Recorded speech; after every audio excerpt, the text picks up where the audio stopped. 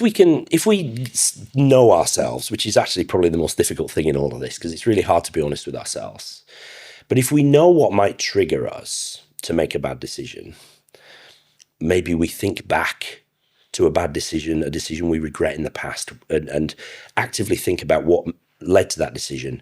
What can I put in place now to avoid making that decision? So I remember speaking to Greg Davis, who's Oxford Risk. He's a behavioral finance genius.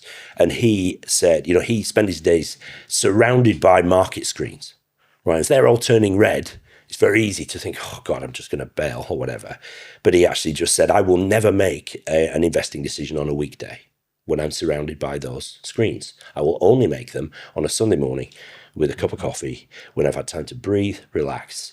And it's a kind of a decision framework. I will only make a decision about my investments when I'm not surrounded by a load of negative triggers.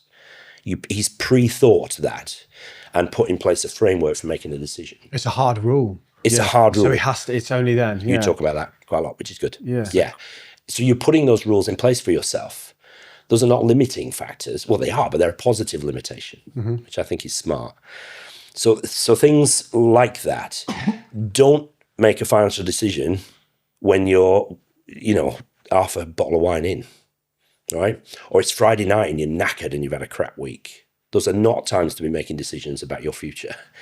Do it when you're feeling rested and you haven't had a Barney with the wife or whatever. Do you know what I mean? Do it when you're in a good frame of mind. These are just things to think about in advance. What if you're in a very good mood, like you're in overly good mood, elated? I wouldn't say drunk, but you're buying just crypto. Yeah, you're just right. I've got two examples. So one, I'm a Chelsea fan, so I used to go to all the football games, and me and my friend Ollie, we go watch a game, and we're like, okay, let's put like 50 quid on Chelsea to win. Chelsea would win, and we're like, yeah, we won, we made some money.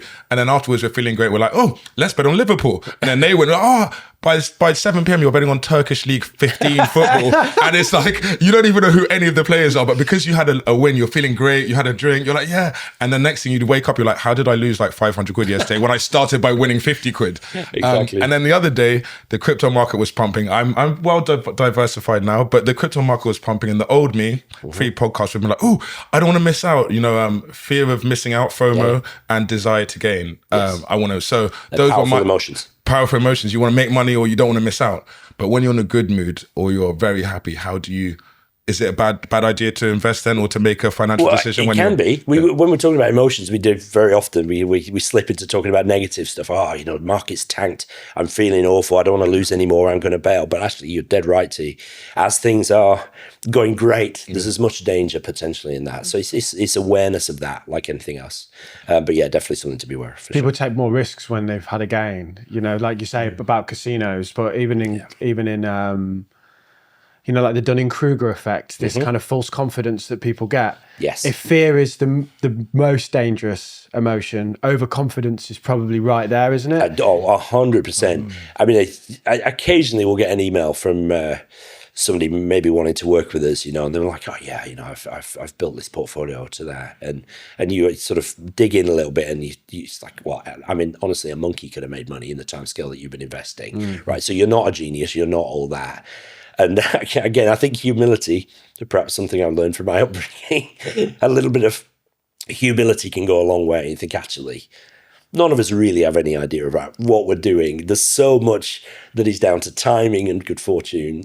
So we need to just take a little bit of a chill pill and say, I got lucky there, so I'm not going to push it. Yeah, and like the example of global markets or the S&P have done so well over the last few years, and then everyone starts trading because they're like, well, I figured out that, so I must be able to, Yeah, one-way ticket, innit? Yeah, exactly. Yeah, I'll put more money in. This is a clip from our chat with Pete Matthew, the godfather of this YouTube finance game, also Damien's dad. Pappy. El Jefe. Click here for the full episode.